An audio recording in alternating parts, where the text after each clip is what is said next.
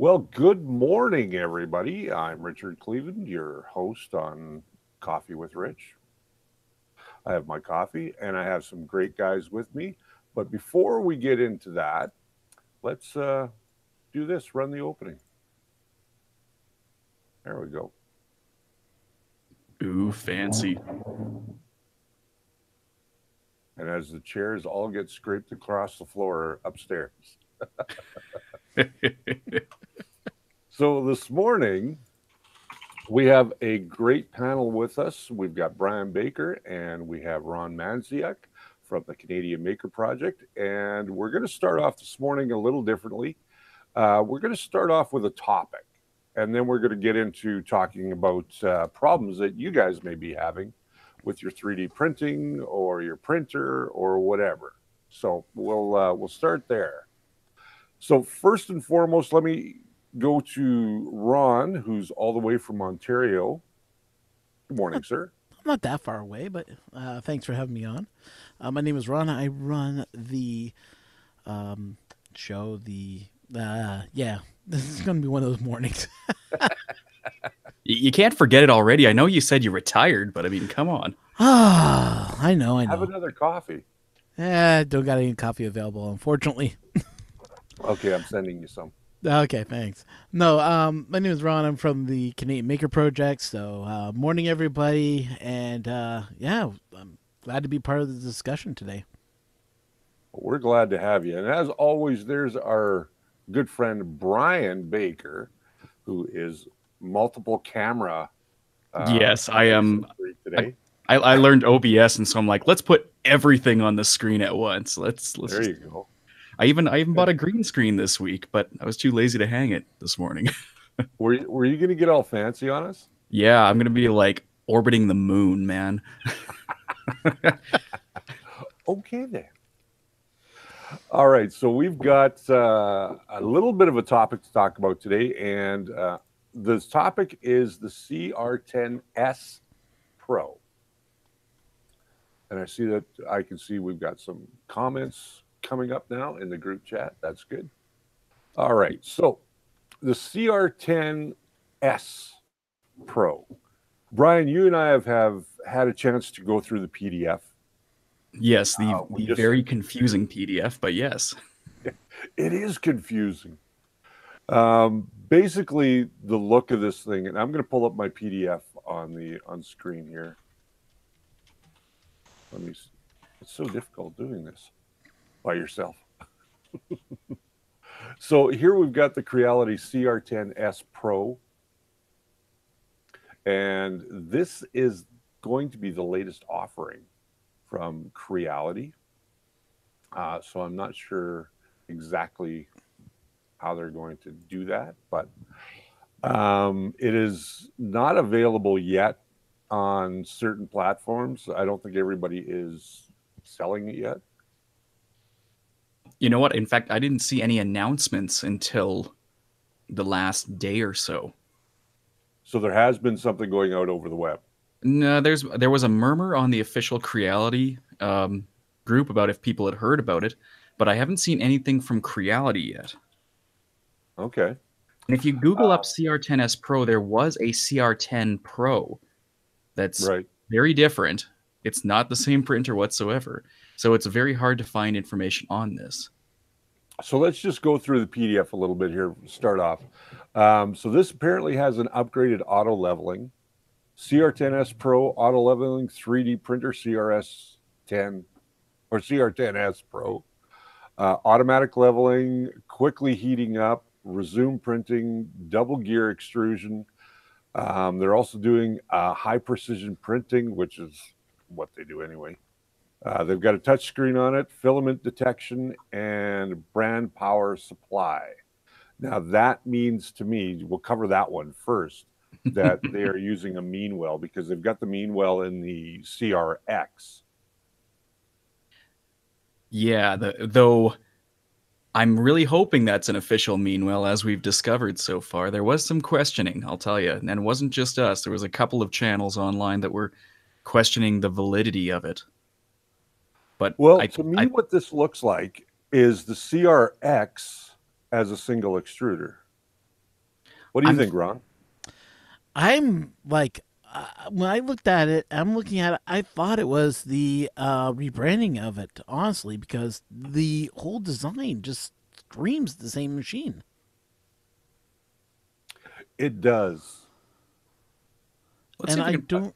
I'm wondering if this is like them saying, "Oh no, well, since it did so badly and everybody hates it, maybe we should rebrand it as a CR10 again, and with an extra couple bells and whistles." And it's just like, do we really need another CR10 Pro though? That's the question I have though.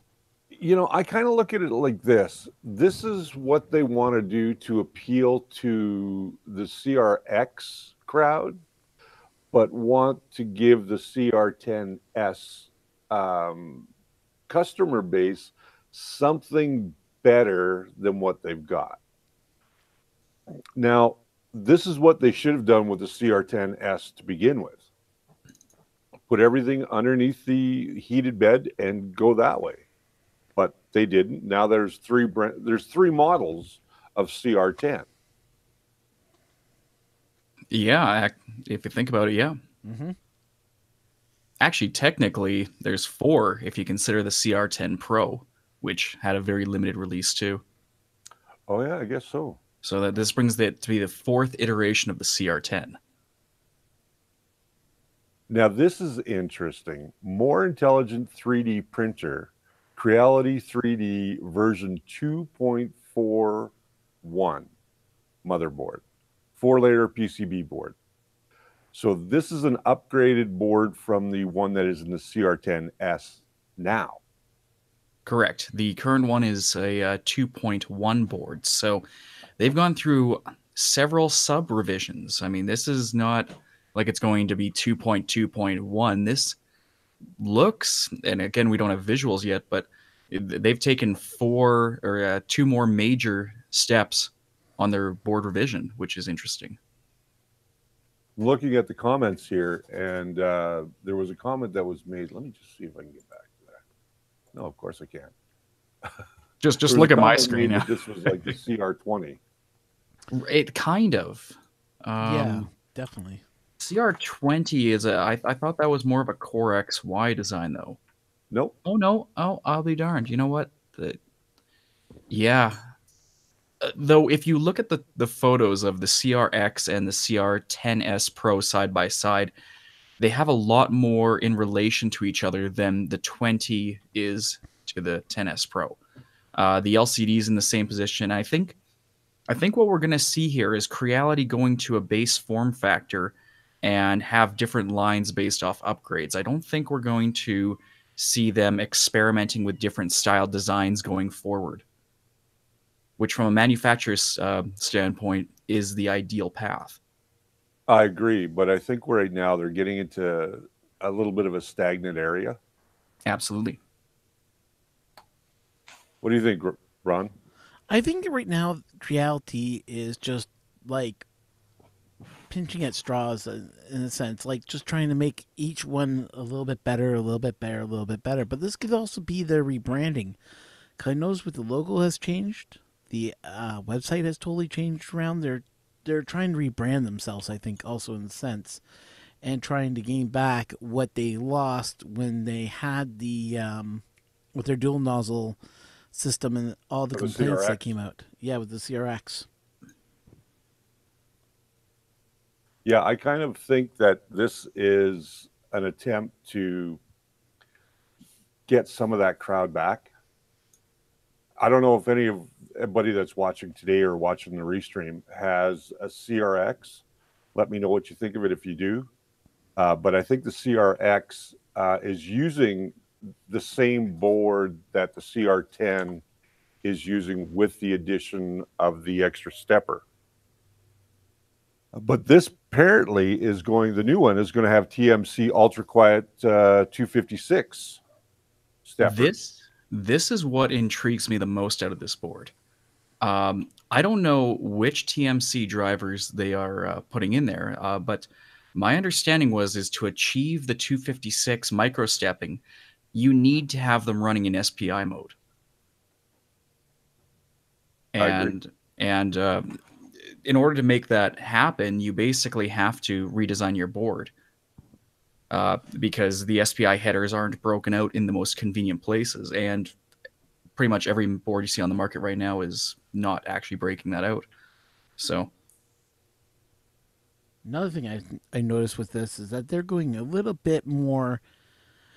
Now they don't mention it that it is Capricorn, but on their advertising they're saying they're now using Capricorn tubing for the PDFP tubing. if you look in, I think it's towards the end, but they actually are using Capricorn brand right there. Yeah, they are using Capricorn. Yeah, that's what kind of shocked me when I saw that, because I didn't know they were going to be, if they're going to be actually using Capricorn, or if they're just using the logo and then saying it is Capricorn and it's not. You know, I'd like to give them the benefit of the doubt, but after the E3D V6 hot end fiasco, I think what's going to happen here is that these guys are going to find themselves not getting everything that they want. I don't think there's a big enough marketplace for this. well, I think it's going to come in on where the price point is at, truth be told. I mean, from what I've seen so far, it does seem like a natural evolution of the CR10. But if they are proposing the same build volume and the price is anything higher than 10 to 15% above current pricing, I think they're going to have a hard time moving it. I think they're going to have a hard time moving it as well. Here's what I find very interesting, though, about this, is they're using a double gear extrusion system. I love this. So this is very similar to a Bondtech in a lot of ways. I know as soon as that part's available, I'm ordering that and putting that on my CR10 because it looks, that's one of the biggest issues with slippage is with the spring design. Of course, there's a lot of movement on the pulley side, and so that's what usually causes under extrusion for people. So this is saying a 500 watt, eh? It is 500 watts, which is very interesting because I've noticed over the last couple of days, I've been getting several emails and messages through Facebook of people's beds on the CR10 not going above 80 degrees or 83 degrees. Oh, sorry. I think the camera is locked on me right now. Oh, okay. Yeah, sorry. Derek Matthews was saying you couldn't see it there. Okay, here we go. Can you see it now? I think they can see it now. Yeah, once you clicked on a person's face in Hangouts, it doesn't auto switch, so we'll just have to see it. There we go. Yeah, you're good on YouTube. Okay. All right, so it's got a high power 500 watt power supply currently in the CR10 and the CR-10S. It is a 360. It's either a 320 or a 350. No, it's a 360. I just took one out of a printer the other day. Is that a Meanwell or no? No, this one is going to be a Meanwell, the new one. But in previous generations of the CR10, it's always been a standard 12 volt. So it looks like this may be 24 volts as well. It is, and now again, we've known you take all Creality photos with a grain of salt, but if you zoom in on that image, that's an inverted picture of a Meanwell LRS 350-24, the same one that they used on the Ender 3 documents for the Ender 3 Pro, which I don't think it actually exists. Oh no, it does actually. LRS 350-24. Well, it says 350 in that image, but they're saying a 500 watts. So if it's an LRS, I think LRS does go up to 500 watts. I'd have to look, but this was the issue that I've been reading online a lot about the Ender 3 Pros, is that they had stated it was a 500 watt, but people were getting the LRS 350-24. Gotcha. So, there's a question here: is this going to be 24 volt? And I say yes. They're moving everything to 24 volt now, which is where my bind is going to be if I want to retrofit this main board into my CR-10S, because everything's 12 volt on that. So we'll have to see if it's doable. Well, actually, you can. We discussed this yesterday at Spool, and if you take out all the fans, so you have to replace all the fans with 24 volt. You'd have to replace the heater cartridge for 24 volt. You'd also have to replace the bed and make sure that that'll handle 24 volt. So For the cost Oh, to do an upgrade to 24 volt, you might as well just buy a new printer. yeah. What I was thinking about doing was daisy chaining MOSFETs in a terrible fashion because I'm Mr. Gotcha. Electrical and I love to do terrible things. Jake from State Farm, you're absolutely correct. 14.6 amps brings it in at 350 watt. That's why we were questioning if they were trying to state 500 watts for an impulse versus 350 watt continuous. And I won't go through electrical theory here; it'll bore everyone. But I'm thinking it's probably just a carry forward mistake. My understanding is they can still run completely fine with a 350 watt supply. Interesting. Ron? Oh, Jump in on this, man. I know I've been so quiet. Like I'm listening to you guys because you guys have a little bit more knowledge on this. I just recently got the PDF myself, and just looking at it, I want to say this is good on Creality's behalf that they're putting out this information, but at the same point, I'm a little iffy on this. Just saying, because we know Creality will say one thing and then do another. We've seen it before, we've seen it again. And I just worry about that we're going to still have the same issue with any of these 3D printer companies saying, not giving us the support or the demand that we're looking for as printers and as people that like the hobby. And that is still a little bit of an issue, I still think, in most cases. I think you're probably right about that. Brian, how do you feel? I'm very confused on the mixed bag of what Creality is releasing on the market right now, and so although I see this as sort of a natural evolution with them, I feel like again they're dumping out printers before they're actually making the other ones work. And in the case with the Ender 3, there's so many revisions out there anymore we can hardly even talk about it. So now we're going to have a 10S Pro which doesn't even remotely resemble a 10S. This should have been a different product altogether. I think because of the CRX, and if you look at this is a CRX with a single extruder. Absolutely. Oh, it's still a single extruder? Yes. Oh boy. Okay. So I got some more beef with this. Everything the CR10 had put over onto the CRX frame. So it has a 300 by 300 by 400 build volume. They have upgraded. It looks like they've gone to anodized aluminum for the uprights here. They have changed the extruder. Let me see if I can find it here. The extruder has been changed, yeah. Yeah, but it looks to be just a transplanted Mark 8, whatever they're using on the CR10 right now. But it looks like they've got filament detection built right into that extruder. Yeah, they've modified the frame a little bit. I'm actually, you know what I can do here is I'm going to just quickly screen share on my side.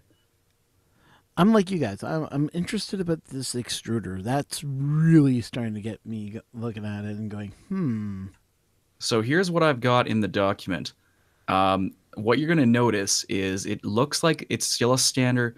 Actually, given the little rounding that we're having there, this may be an E3D clone hot end. But you will notice they've put a blower on the side for the part cooling, and it looks like a capacitive-based bed leveling, so it's not infrared. You got that on the head, I think. Yeah. It's squozing right in there, and then it's funny because the other one they compare against is basically it looks like another E3D hot end with one of their infrared sensors, which don't work very well. But this I do see as a good evolution. I do like the fact that they are crunching the bed leveling sensor closer to the nozzle, so you can actually bed level closer. Though that blower just looks so overkill. That looks like a 40 mil by 20, a 40 by 20. I think it is a 40 by 20 because I've got the 50-15s on my CR10. And it's definitely much wider and deeper. That one, I have a feeling that thing's going to be quite loud, but we'll see. Yeah, I think you're right about that. Yeah, I have to agree. And it's also the was it the TM 2660s you guys were saying were the smoothers? We don't know which exact model of the smoother yet. All it says is just says TMC Ultra Quiet 256 subdivision. So that could be anything. I would assume it's going to be, if they're newer, I think they would go for the 2208s. I know Did on you my, lose camera? no, it should have switched back to my regular No. camera. Oh, No, it's going black. nice. Sweet. Let me break it. Oh yeah, OBS did not like the switchback apparently. Well, Brian's trying to fix his camera. Yeah. Do. So I think that this, although it's available now, I think they're starting to take pre-orders. I know we've been offered pre-orders at Spool 3D, but I don't think that they're going to ship till probably December. So it's basically a Christmas present under your tree idea. Yeah, I think that's what they're going to do. Fendi You figure Rangers. the change in time between when we order and when we get it is usually about 30 to 35 days. Yeah.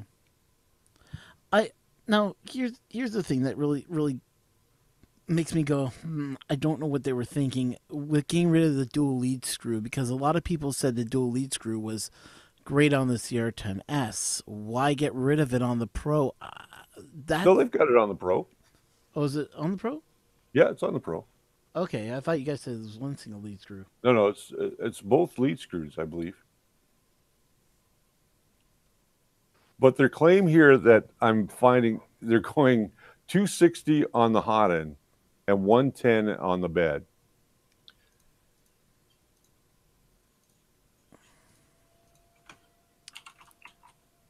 I don't know what they're what they're claiming anymore. You know, at 260 you're printing PFTE. That's what it is. Yeah. Yeah. So one thing I did notice is that they have decided to go with that ribbon cable again, but they've built the filament detection as a separate, looks like aluminum block before the extruder assembly. I noticed that as well. Like they seem to be doing some really unique ideas. The other thing I'm noticing too, and again, I don't know the CRX very well, but it looks like they've separated the wheels out to be on separate 2020 extrusions rather than balancing on a center one. Is that the case with the CRX as well? Yes. Okay. As you know, I'm not a fan of those wheels, so. Neither am I. I've started to replace my CR-10S wheels with the polycarbonates. Yeah, how's that going for you with that? It is nice and smooth. The one issue I'm having now is I have to do the beds because the beds are I don't know how to put this. They're sticking. And I've tried loosening up the eccentrics and it's just not working. Really? I think I've got some flat spots. It's possible. I mean, it's a tricky system, right? When you're trying to go for this level of precision, there's the right way to do it, and then there's the cheap way to do it. And we didn't buy Creality to have it done the right way. We bought it just to see how far we could push it. Yeah. Yeah, it seems like with any of these Chinese printers, we always got to take it with a grain of salt that we're always going to be seen like to have to do upgrades to it every single time we turn around. I think you're absolutely right about that. You know, because there is no support, and that's something that I gripe about all these printers, is that we haven't seen that support is non-existent when we come to Chinese printers, and it's just something we all have to just take, you know, okay, fine, no support. Though I have to admit, Rover. they've been pretty good so far. Oh, you've actually had some support from them? Well, no, it's just at least they engage their customers, right? That's true. You know, I'll give them credit where credit's due. They do put out stuff for us to at least see. But I mean, if you need support themselves, if you email them, I've had lackluster information come out from them. So absolutely direct contact. Let's just say has been hindering for me at least. Well, direct contact has not been good for me either. I have to go through the store. Oh, Now, really? when I go through the store, I can talk to somebody. But when you ask them questions about what's new, what's coming down the pipe, they're just hush hush. So with that, it's hard to get in touch with anybody, and that's kind of why Spool became the authorized Creality service center in Canada, even though they're not promoting that for us. Yeah, yeah, for sure. And I've seen a fair amount of stuff come in. To be honest, I'm actually quite happy they at least have the parts on stock all the time. There, I never would have expected to be able to find local support on these machines. Justin 3D is asking if we could share a link to the PDF. At this time, we can't release the PDF, but I will talk to Derek on Monday, and we'll see if we can put it up in our file section on the Facebook page. I'm anticipating a lot of this is going to be coming out soon. To be honest, the document itself is not really that interesting. It just shows the packaging dimensions of how much they expect it to weigh and so forth, and the English is less than stellar. So that's why we're making so many assumptions today, and why we're not. It's not that we have a boatload of information to share. This is what we have. Good I wonder if point. it's going to have the same sound effects that the other one has with the CR10, was the CRX, and all its melodies and everything else it does. I don't see why not. It looks to be the same LCD, so Yeah, the internals are exactly the same as the CRX. Yeah, since they're changing the board, that's why I was a little curious.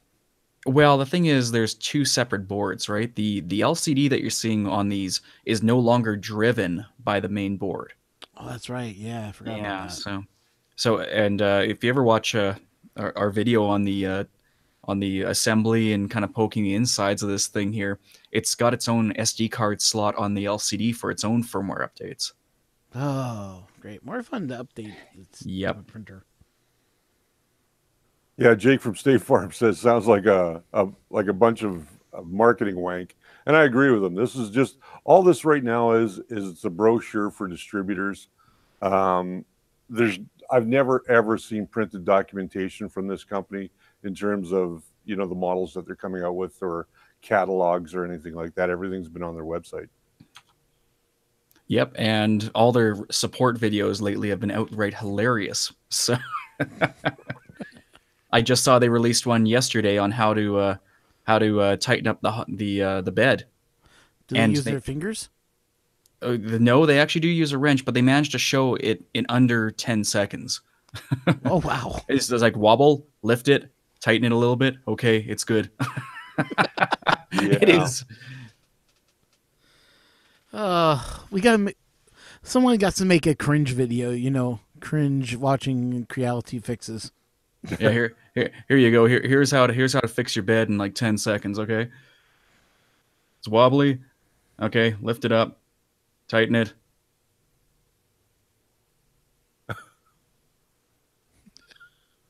All right, you're good. Wow. Creality. Wow. I mean, it's better than their let's melt wire insulation with a lighter, but it's still not stellar. That was classic. I still watch that, and it's just like I can feel the goosebumps and the cringe coming strong in that video. Yeah, that one hurt on the inside. Well, it looks like this is going to come out sometime in December, so I think it'll start hitting online retailers probably in November, and then shipping will probably begin in December. I wouldn't doubt. That's going to be a pretty tight schedule. I mean, that's I would assume they'd be releasing it fairly quick here because it's not going to make it to America by Christmas. I'll tell you that much.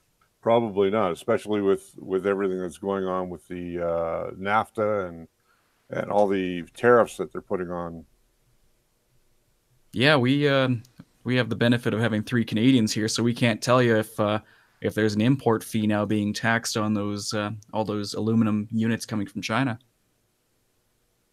Probably for the state side. 3D Medic Vince says it's Creality, not creativity.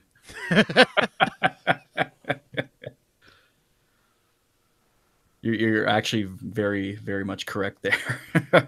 Yep. Yep. Now, I want to talk about one other thing before we open it up for people's questions here. I don't know if you guys heard or not, but there's a Makerspace in Ontario that has gone bankrupt. Ooh, okay.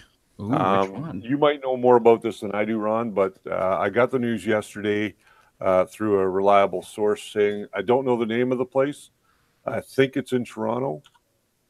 But what happened was the inspectors that do CSA approval walked into the Makerspace and fined them for everything that they had that was not CSA approved.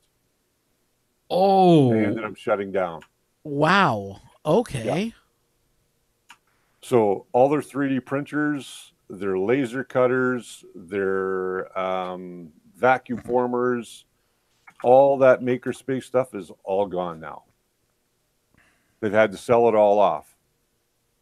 Okay, I didn't hear anything about it through any of the maker newsletters I get, so that would be it wouldn't be in Toronto. well, I can tell you a bunch of them are struggling right now. Just found this online as of July. Site 3 in Toronto has a GoFundMe set up because apparently, what were they saying? Due to historical tax obligations. So that's a financial-based one. Yep. Apparently, there's about 23 makerspaces in Toronto, so that doesn't isolate it much. But that begs the question then, at what stage do you need to acquire CSA certification for your Well, equipment? my understanding, talking with Derek yesterday about this, because we've both talked with CSA approval for different things over the years, and my understanding is that the power supply has to be CSA approved. Right? Anything beyond the power supply is considered doesn't have to be because it's not on mains or it's not a mains power source. But the heater cartridges also have to be CSA approved. And to get CSA approved heater cartridges in Canada, just to get them in, it's $50 a pop. And the company that actually sells CSA approved ones wants a minimum order of 1,000 pieces. Of course, yeah. So when you can buy a heater cartridge for $7 or $5, you're not going to go and spend $50 for a CSA approved one. No, what I'm trying to figure out though is what is the mandate for when your equipment has to be CSA approved? Is it when you are using it in a business? Is it when you are using it for profit? What is the requirement? Well, here, from my understanding, is that if you have people coming into your place of business, and a makerspace at the end of the day is a place of business.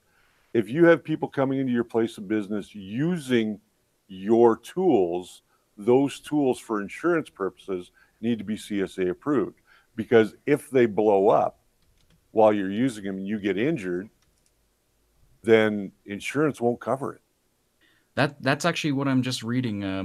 In Canada we have a forum called Red Flag Deals, and they discuss all that sorts of stuff. But apparently, you can manufacture stuff that isn't CSA approved, but you won't be able to sell it. And if you're importing, it has to be CSA approved for sale. If you have some non-CSA approved equipment, you have to have it certified by the ESA. So it sounds like, and it's $1,500 just to get one of those individuals to walk through your door. Mm-hmm. That doesn't include the licensing fees per piece. That's just to get the guy there. Yeah, they're saying Apparently, okay, so here's where it gets a little interesting because nothing you ever bring into the country is going to be CSA approved. That's just the Nope. reality. Now, there's a secondary certification called CE, which internationally is the equivalent, and usually it'll get grandfathered in. So if you have an inspector come out, as long as it's stamped CE, you're okay. But what happened, and we were discussing this at Spool 3 a couple weeks ago, is that there's actually a counterfeit CE mark out there for a company called China Electric. And it looks very similar, and people buy that trademark to stamp on their products because it's way cheaper.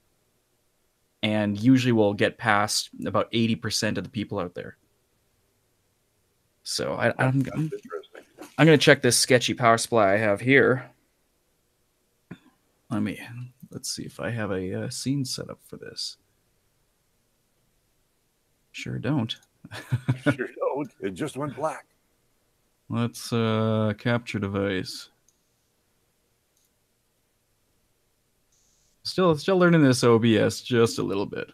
Oh, you can feed OBS camera into OBS. That's pretty terrible. You think? Yeah.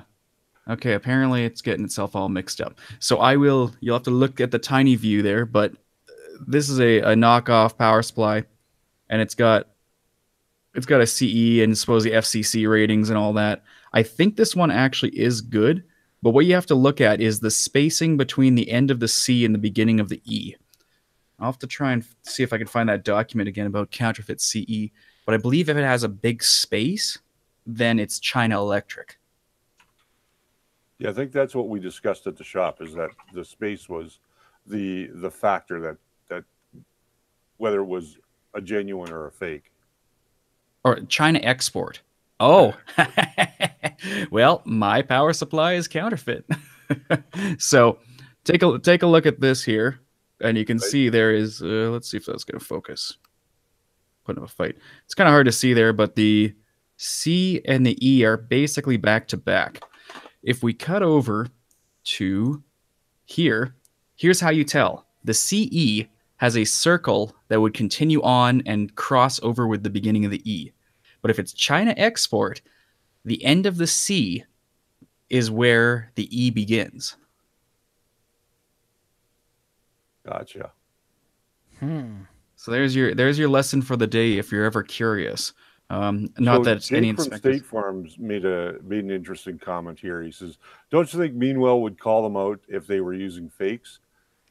The problem is that I don't think Meanwell knows who's copying their products, and some companies are making what looks like a Meanwell, slapping a fake Meanwell sticker on, which we saw a Photoshop version of. I suppose we could tell that fun story because actually it does end up being a win for the consumer at the end, I think. True. So we were discussing online after we saw a couple videos about the Ender 3 Pro, where the big selling feature was the Meanwell power supply. And the biggest concern was, as we noted with the CR-10S Pro documentation, that Creality says a 500 watt power supply, yet shows a photo of a Meanwell 350 watt and a part number that does not exist in the Meanwell space.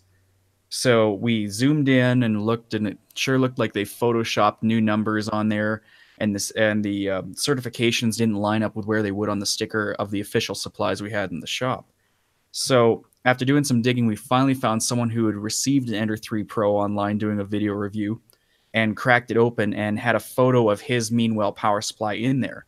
And yes, it was only 350 watt. It was not the advertised 500 watt, but it was, to the best of our visual inspection, an official Meanwell power supply. So at the end of the day, yes, you really should be getting an official Meanwell power supply. But if you are unsure, Meanwell has a serial number stamped on both the internal PCB and as a sticker on the outside of the power supply. You can take that serial number to Meanwell's website and look it up and get all the certification information and determine if it's valid or not. Good point. So past that, there's nothing really you can do. I haven't heard of them catching fire, so I'm guessing they're official. All right, we're going to open it up to anybody that wants to come in. We can have up to 10 people in this Hangout. So I am going to paste the link right now in the chat on YouTube. It is pasted. Let me go over to Facebook and I will paste it over there as well. So Oh, I do know 3D Medic. Hangout, come on in. Yep, 3D Medic. I know you have a camera, so you can come in. Anybody with a camera and headphones, right? Yeah, we don't bite. No, we don't. So coming up, we should talk a little bit about some stuff that's coming up. Right now, of course, as a lot of people know, we did our Halloween episode. That's in the can and out the door now. But coming up on Monday, you guys are going to see Jess doing an interesting little presentation. So for all you guys that have heartthrob for Jess, she is doing a whole show on her own. Oh, wow. Yep. Hey, Justin, 3D, we don't have any pre-order page yet that I've seen. I've been Googling this whole time trying to find any even official mention of the product. So I think it's just going out to distributors right now. It's not going out to the general public.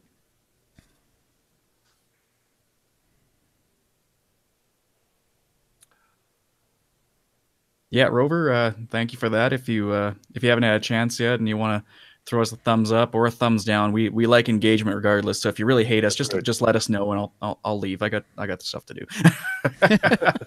Magic 3D is saying Jess without sunglasses. Nope. Nope. She's got them on the whole episode. Oh.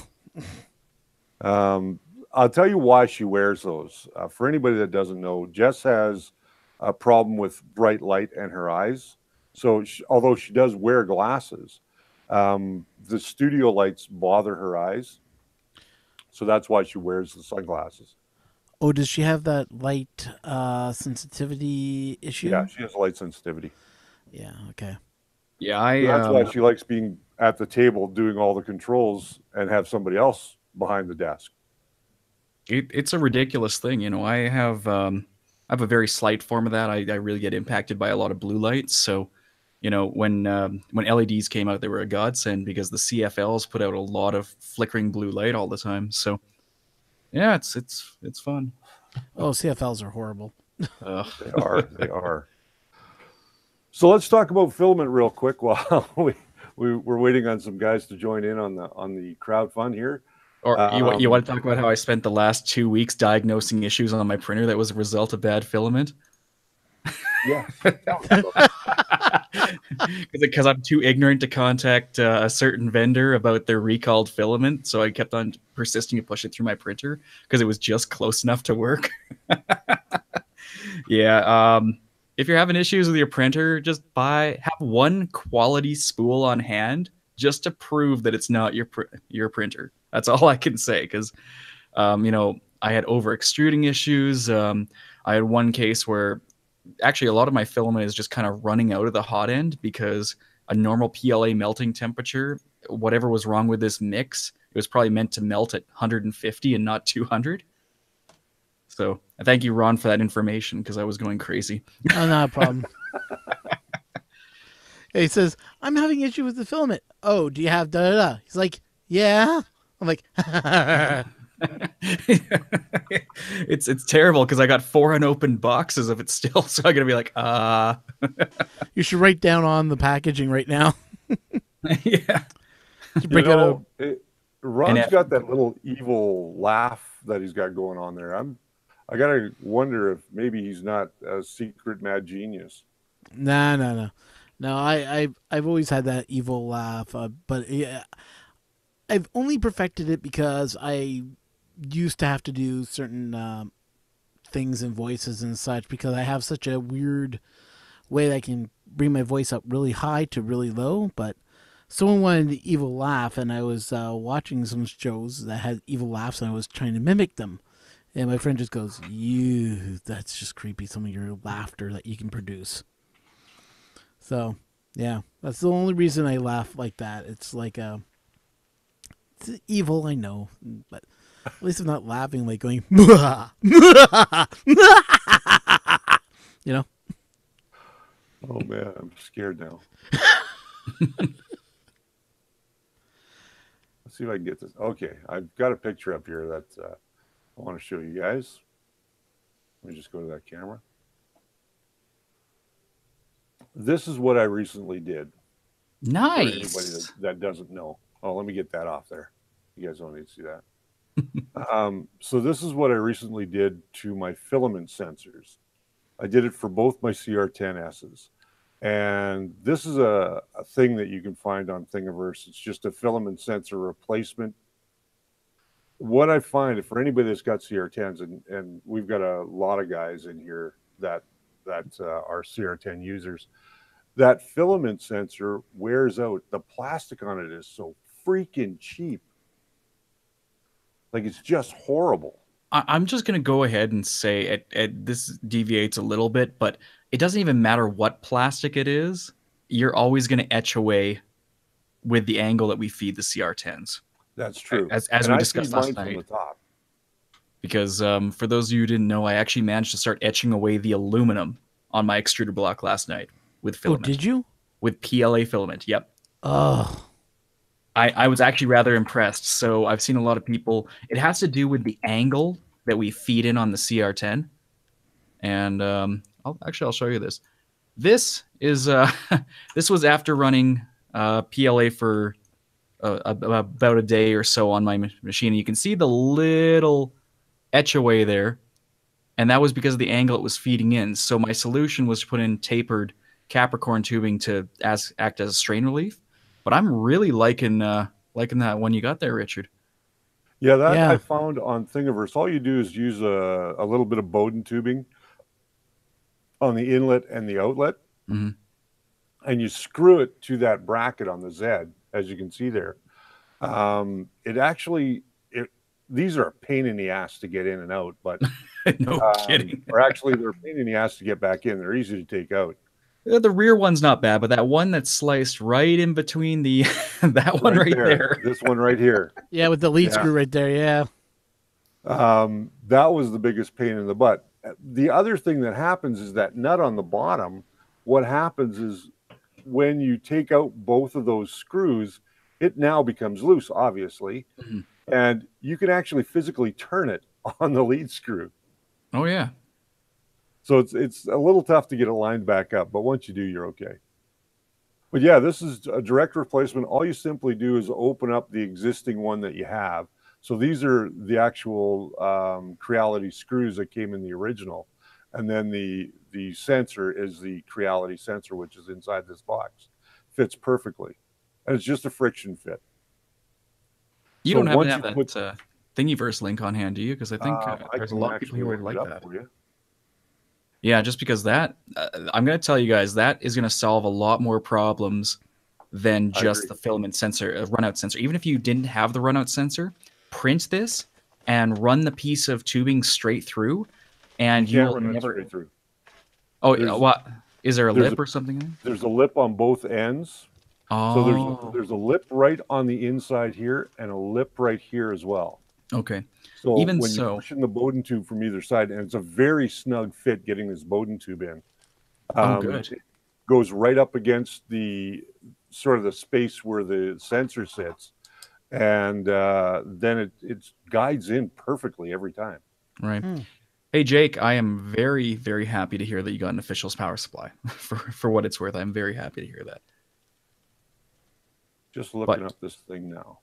But yeah, looking this film, if you do not have a filament runout sensor, I would actually still recommend printing this, because right at the very end, where the filament's just coming into the first piece of PFT tubing there, that tubing doesn't seem to wear with filament rubbing up against it. I'm not sure of the properties as to why that is, but it's better to wear a tiny piece of plastic like that away than it is to start wearing away at your extruder assembly, especially since the stock CR10s have a plastic arm, basically, that is known to wear and break over time. You just don't want to etch away at that more than necessary.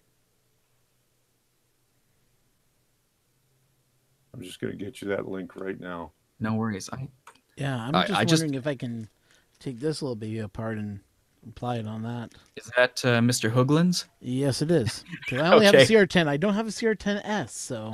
Is that the full kit? That's the full kit right there. Yep. Okay.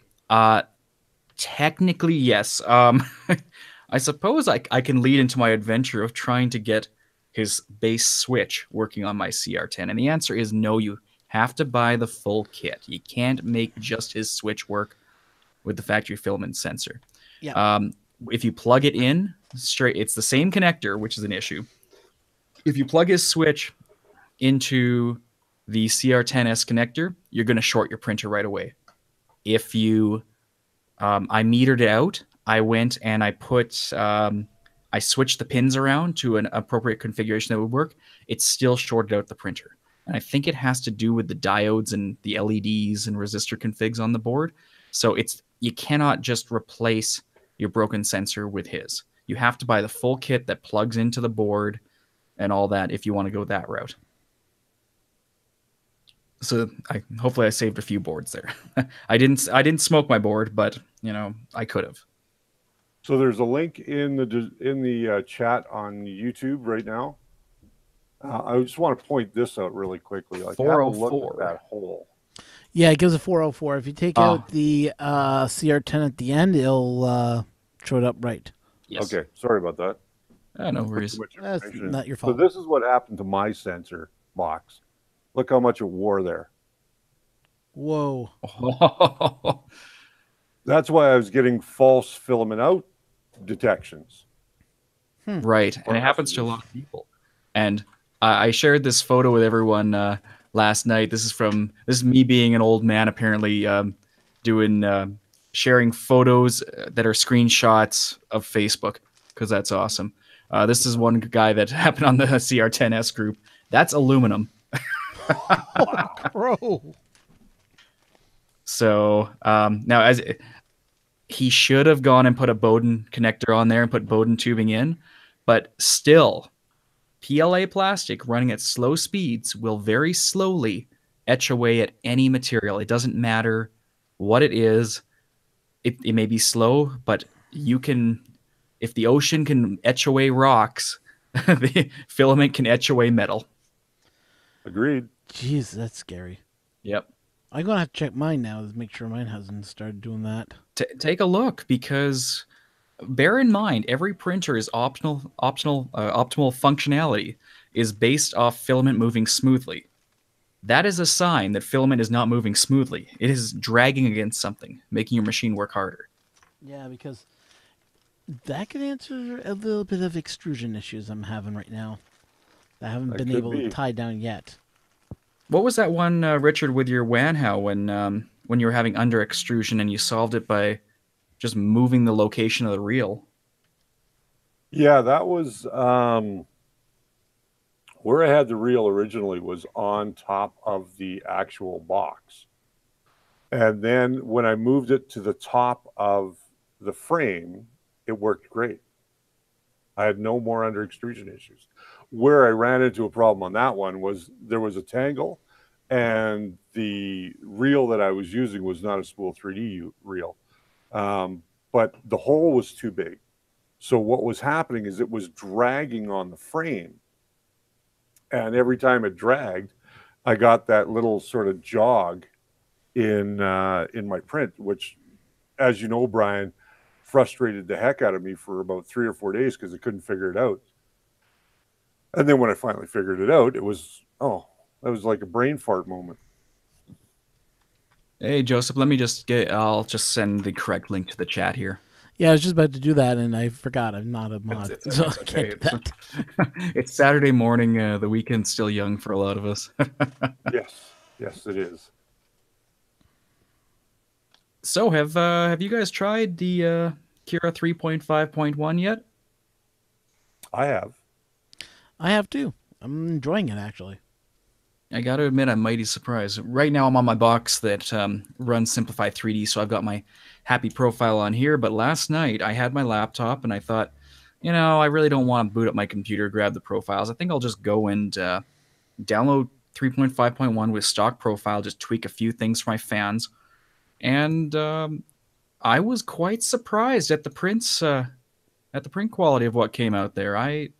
Let me see if I got the photo here. I shared this to the Facebook group last night, And this is on a 0.6 nozzle with 0.2 millimeter layer height in about 26 minutes. Cura estimate was off by 2 or 3 minutes on this cube. And Wow. that's with no settings changes. That's with concentric infill, which I know people talk heavily against, but it came out clean. I was quite shocked at how clean it came out. There's like no ghosting on that either. No, and that's with, I think it's because they're using the 500 millimeter acceleration. And I'm using a Marlin feature called junction deviation, which replaces jerk, but it's set at a very low threshold. But when I was at 800 acceleration and Simplify 3D, I was getting all sorts of ghosting.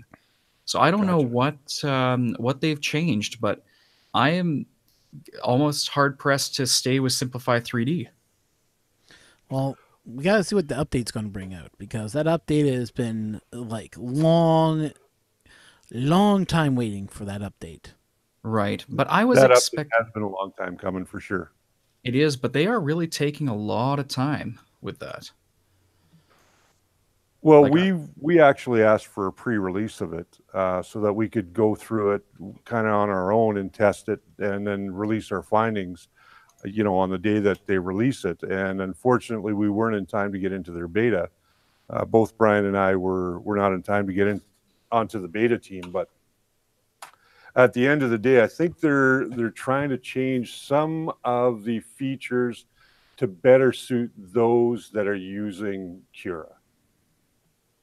I'm really, a little smoother. yeah, I'm hoping they come out with something major though, because I got to give Ultimaker credit for a free product. They have really, in the past year, released some amazing features. And they cleaned up a lot of issues they had with it. I'll be right back. Yeah, no worries. Raymond, for what it's worth, 3.5 had a lot of issues. I will fully agree with you there. In fact, they had to. Do you by chance have an Ender 3? Because that was where I heard the majority of the issues were. But if you do have an Ender 3, give this new version a go. I think you'll be pleasantly surprised. Yeah, the 0.1 fixed a lot of issues I was having on the CR10 also, especially with under extrusion. Oh boy. The reason is because apparently they defaulted to 2.85 millimeter filament instead of 1.75. Ah, that would answer a lot then. Yeah, it was pretty messed up. Yeah, because I printed out something and it just went, oh, that ain't good. Yeah, and it took them a while to acknowledge it, which was unfortunate. But yeah, Raymond, I wouldn't normally, I would say if what you're doing is working, stick with it. But if you do get a chance, just throw up 3.5.1 with the stock profile and just try printing a small cube and just see if you are noticing a difference, because it sounds like it was some real specific issue to the Ender 3s, which of course they're still experimenting with. Yeah, so here's my issue I've been having with this. So, as you've probably seen, Brian, this is front coin, okay? Front part of the coin. This is what the other side looks like. As you can see, it's very under extruded. Yeah, it's a little bit out of focus there. Pull it back a bit. See if the camera can sharpen on that. But give you an idea of how bad it is. Are you sandwiching the two sides together? Yeah. Or... Okay. So in the printer, I'm telling it pause, change filament, put the new filament in, print, same brand, same maker, same everything. But if I shine a light through it, you'll see how bad it looks. I don't know if you guys can see that clearly enough, but you can see the light goes right through this. Oh, wow. Thing. Yeah. Yeah, that is major under extrusion. Uh-huh. So I got to figure out what the heck is my printer doing now. Okay. And I'm starting to think I might have to do some tuning on the extruder itself. I think it's under extruding, so I'm going to do some tests. Okay, so see how much it's not. See if it's not extruding properly, and then go from there, and then try to fix it if it can be fixed. Right. Here's what I'd say is everyone in their mind, if the moment you see an under or over extrusion issue, should do a basic extruder calibration. It sounds difficult, but it's going to give you an idea of, you get to see a little bit closer on how your printer normally operates. So there's two factors for under extrusion. One is that the gear is not rotating enough steps to feed X amount of filament. which a lot of people jump to that immediately, but these things are mechanically calibrated at the factory. You might be off by a 0.1%.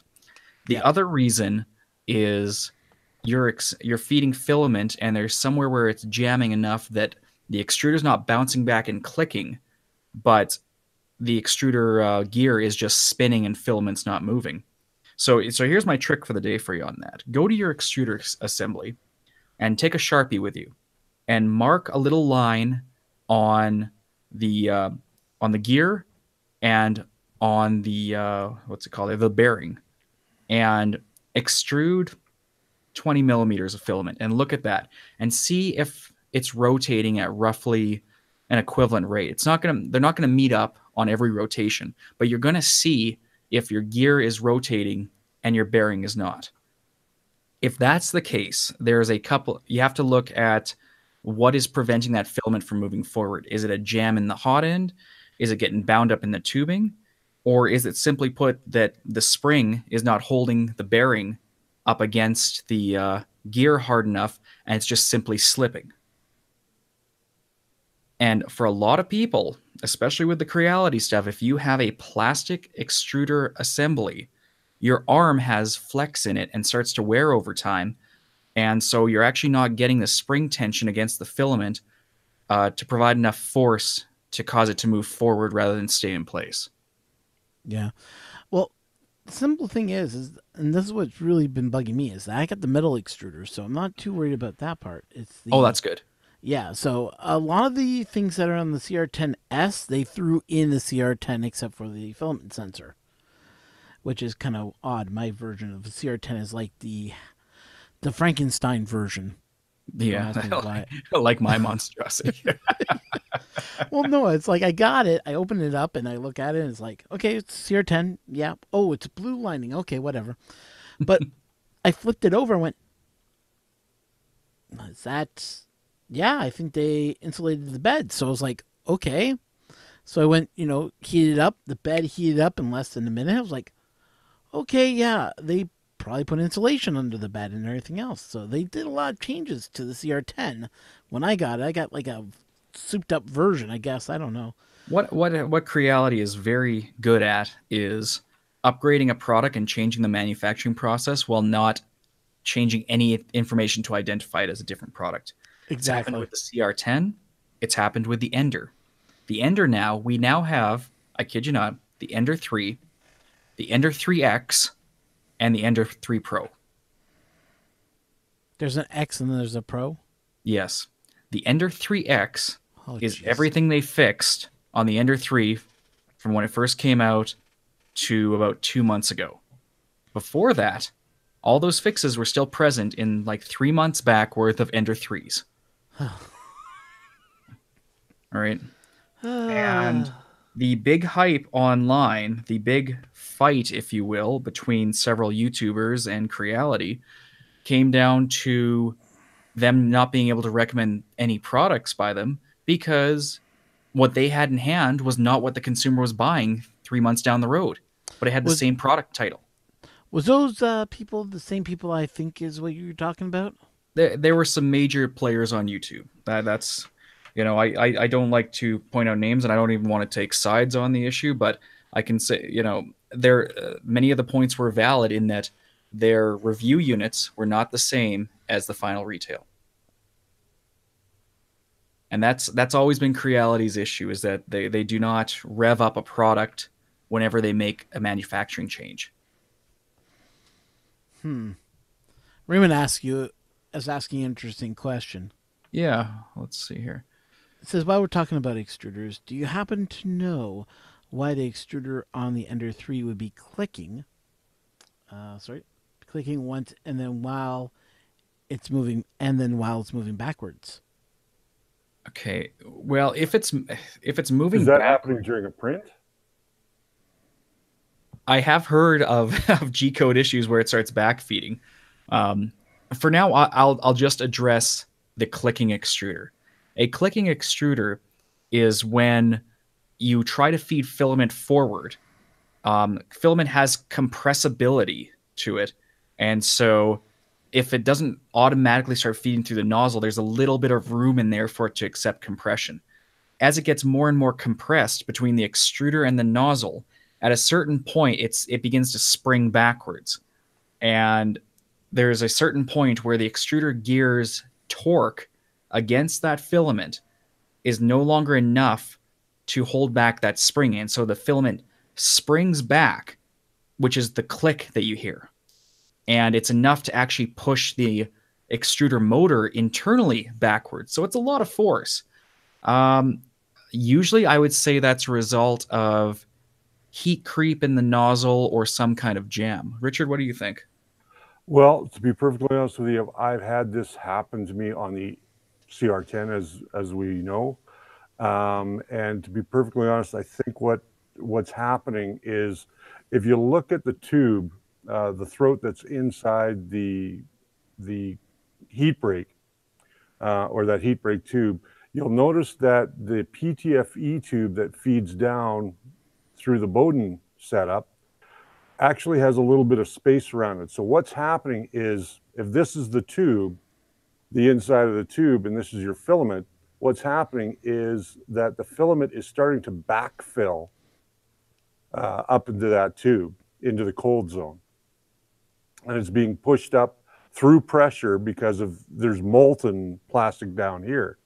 So if you get too much of that, it can cause blockages. And if there's a blockage, then that gear will start to skip. Any type of blockage, or if you're too close to the bed, it will start to skip as well, because there's not enough material coming out the nozzle. So those are some things to check. Just double check those. And Jake, you're technically not wrong. More power can sometimes be a solution, but really, you're just trying to patch an actual issue, right? I didn't tell a lot of people this, but last weekend I decided to do something a little stupid, and I overvolted my CR10.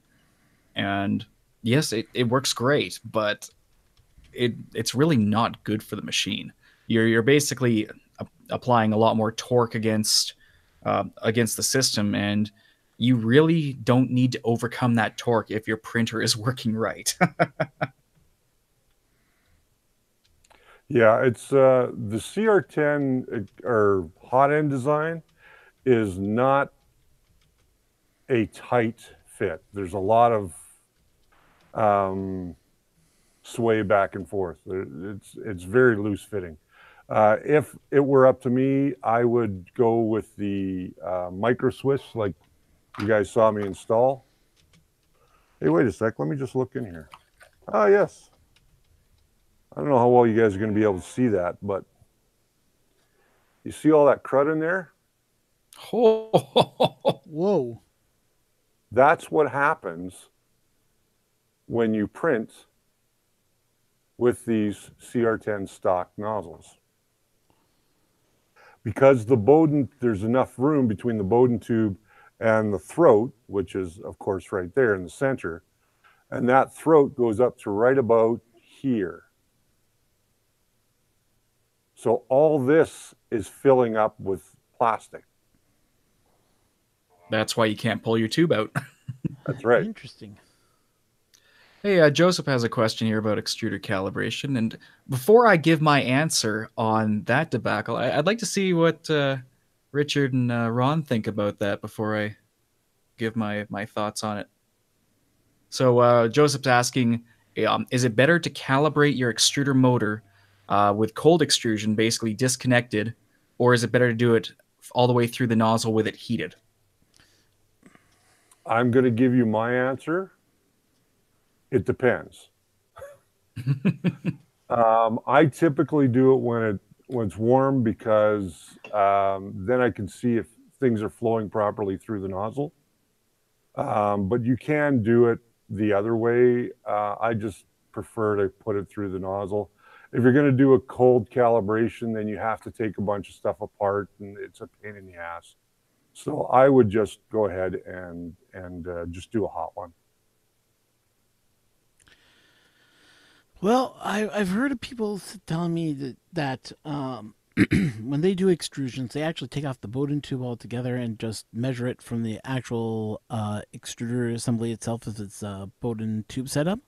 Mm-hmm. If it's a direct, I'm not sure how to do it direct. I've not tried a direct What you have to do with see it. direct is you have to mark up a number of millimeters, however many millimeters you want. I usually do about 110. And the reason I go over 100 is because then I can do a better calculation as to what my E-steps should be. So if it extrudes 50 mils of plastic, I should have 60 mils still showing above the inlet on my direct extruder. So, and I do the same thing for Bowden.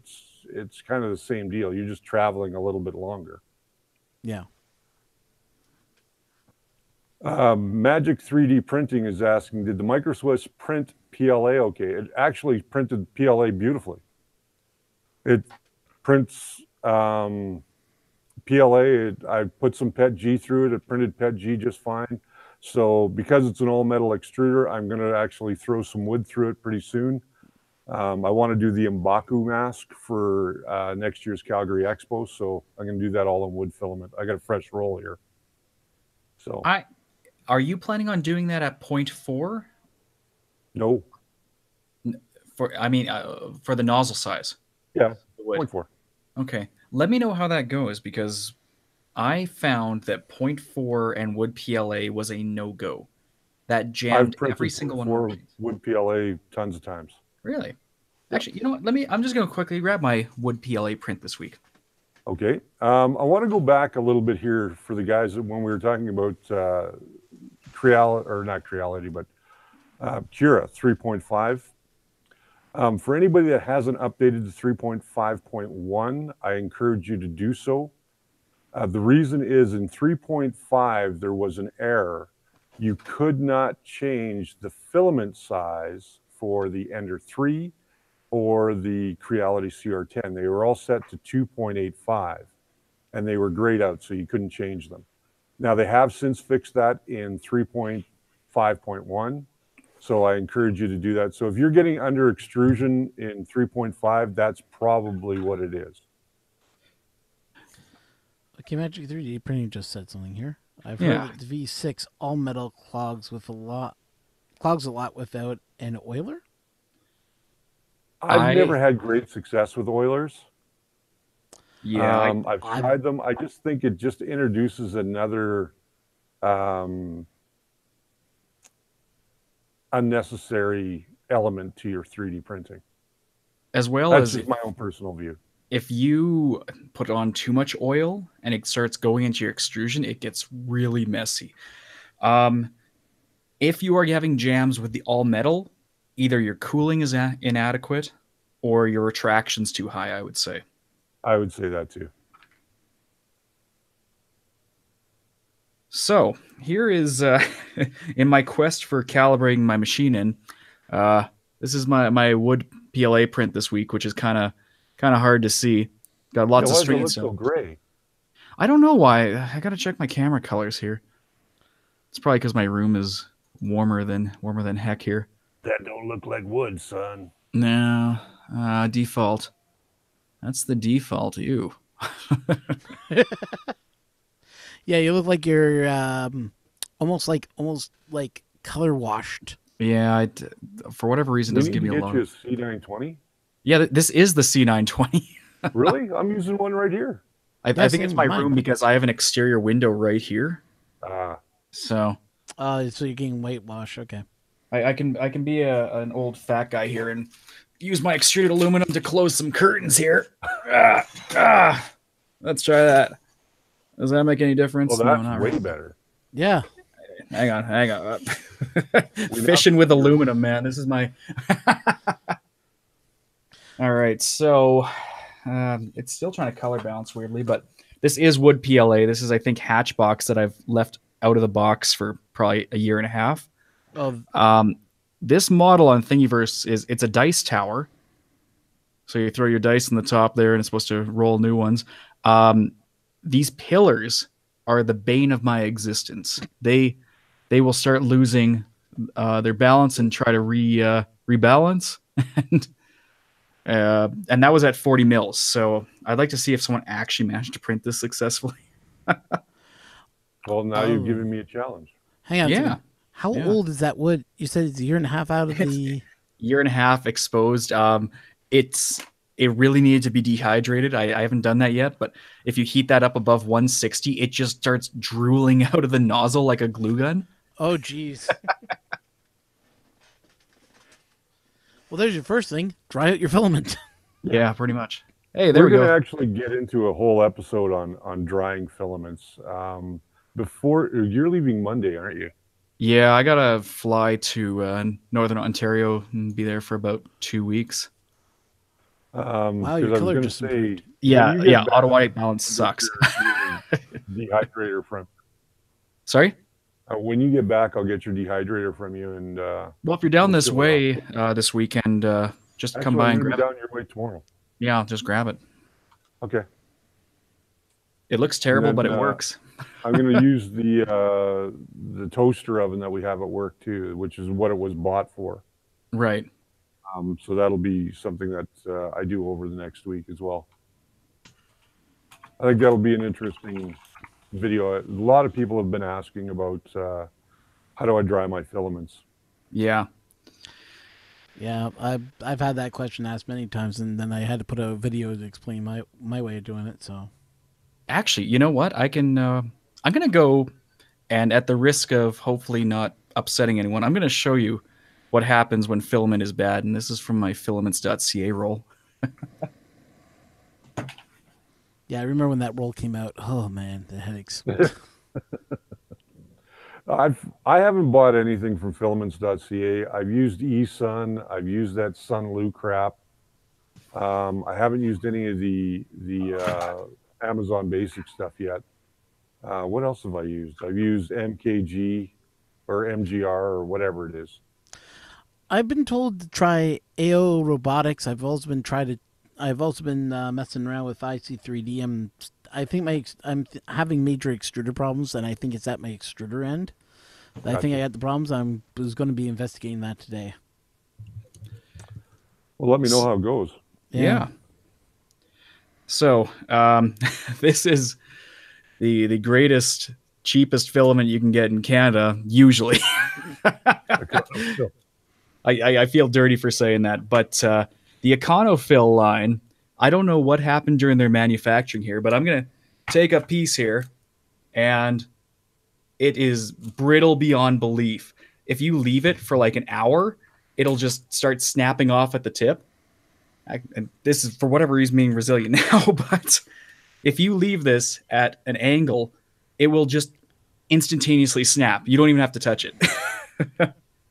And well, you know, we've had some issues as well over at Spool. I mean, not to, of course, badmouth Spool, but we got in our transparent purple, and out of the box that we opened, 3 boxes came back. Ouch. Because they were so brittle. Literally inside the bag, there was broken pieces. And you know what? I'm wondering, this might have been, I wonder if there was one bad plastic manufacturer overseas, because it's been a bad couple of months for shipments coming from over there. And so the difference is, normally if I have hello cat. Welcome to my life. She's just like, I own everything.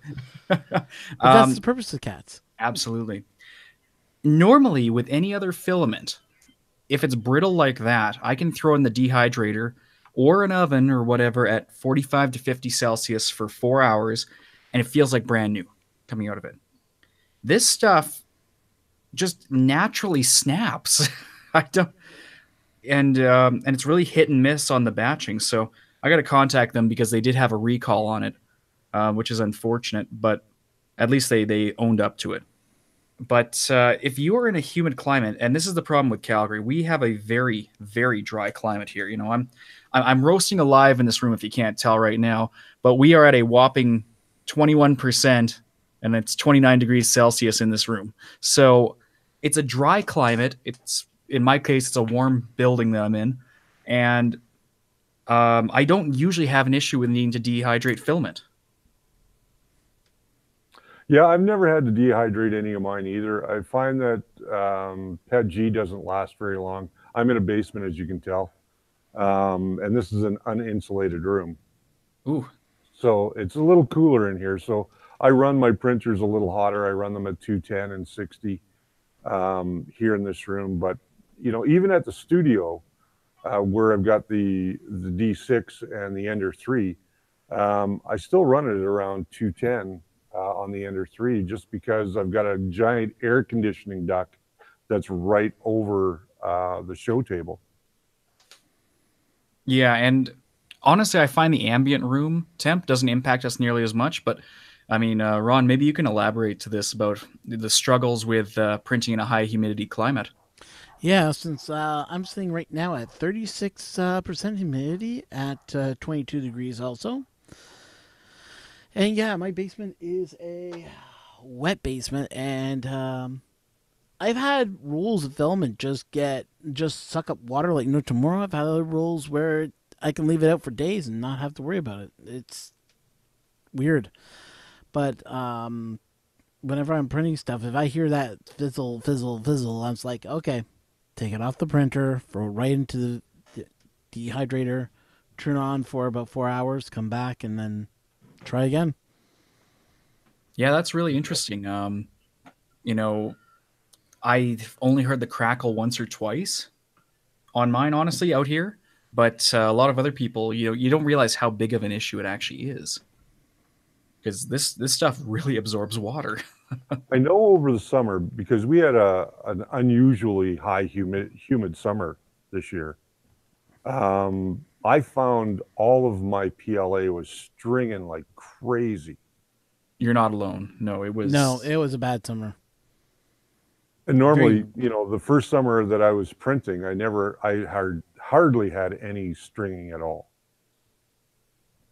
I noticed that too, especially this year, because I have another tiny unit, and I tweaked it all through August a few years ago, and it was working fine. And through the winter, it was fine. And then leading into this year, I ended up buying the CR10 because I thought my printer was pretty much borked just based off the environmental changes. And maybe that's, I don't know, encouragement for me to finally start looking into building enclosures and isolating all this filament and building microclimates for it. I'm seeing that's a common thing in makerspaces now, as everyone's kind of isolating all their units. Yeah, I've seen that too. Just so you guys know, or if you guys want me to do a video on this, we just got in our 1.5 meter by 1.5 meter CNC machine on Friday. Ooh. So we're going to be building it this coming week at Spool and putting it on its own bench and doing some cutting. And the motor on this thing is unbelievable. It probably weighs about 20 pounds. What materials can you cut with that? I can cut aluminum up to 1/4 inch. Oh. We're going to have so much fun. Derek better just give me a $1 per hour rate. Just send me the files. I'll do it myself. You say that now, but 20 hours later of routing, you're going to be cursing my name. Well, remember, I only have 8 hours a day there. Well, I didn't say you had to monitor it. Just set it at the end of the night and hope it doesn't burn down the place. Jake from State Farm says, "Can I be your best friend?" We're all friends here. I went back and forth on this for a while because I wanted him to go with the laser cutter and engraver. And he said to me that he thought this was a better buy. And as I looked at cost per unit in making, what would we get the most benefit out of as a retail operation? And we found that going with the CNC was a much better deal. Absolutely. I'm surprised that those are becoming more readily available, because CO2 lasers are cool, don't get me wrong, but I mean, I've never seen a good practical application for them. The closest I found was Solar Robotics in Calgary. They're an electronics company, and they had this laser engraver on hand to build their own custom cases. So early on when the first Raspberry Pi came out, I bought one on launch day and took it up there, and we actually designed a case in studio or in their shop for it. And it was a neat process and all, but the laser cutters have very limited functionality. They also are a real pain to maintain, and you just don't need that accuracy of cutting, Yeah. realistically. Well, throw something kind of interesting. Out here we have a few maker. Well, the libraries are now starting to get into the makerspaces, which I think is a great idea. But one of the places near my place, they just renovated the old post office out here, and they turned it into a full makerspace on the very top floor. Dude, So they what? got a couple. They got a laser cutter, 3D printers, and they got the other maker stuff. But I've been invited to play with their laser cutter, so kind Do of it. nice little thing to try out. Man, Alberta really sucks, doesn't it? Yeah, We've you're got making two a good maker case for. spaces in Calgary, and they both suck. Well, let's just put it this way: we have Clockworks out here in Kitchener. They are a full makerspace, and when I mean full makerspace, I mean full makerspace. The fact is, they just started doing Repair Weekly, which is you bring in your old appliance that doesn't work, they'll help you repair it. That's a new service they're running. Every Jeez. Tuesday, it's open, so you can see all their equipment. Drill presses, 3D printers. I think they got one. I think they got 2 laser cutters now. CNC machine.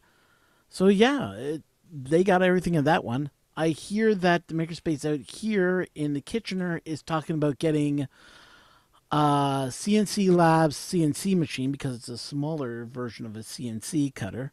So it should be interesting to see how much makerspace stuff comes in. And I mean, I think libraries are going the right way in our area because I think more libraries need to get in makerspaces. I think it's a great way to bring the community back into the library I to agree. learn new stuff. And who knows? They might even take a book or two and learn a little bit more about milling or building something. Out here in Calgary, when I first moved here, you had to actually sign up and pay a membership fee per year to our library. And Wow. recently, they just turned around in the last few years, and they've made all the libraries free now. So you can go in and get a library card and go and visit their facilities. It was And I actually a think private that's a great donation. idea. It To would, put a makerspace in a library, that's an amazing idea.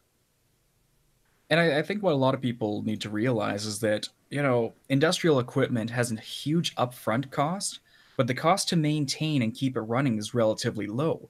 So the fact that we haven't seen private businesses open up per hour rates to run consumer grade stuff on their machines is absolutely shocking to me. I mean, there are a lot of CNCs around Calgary, whether it's auto body shops or Hmm. whatever.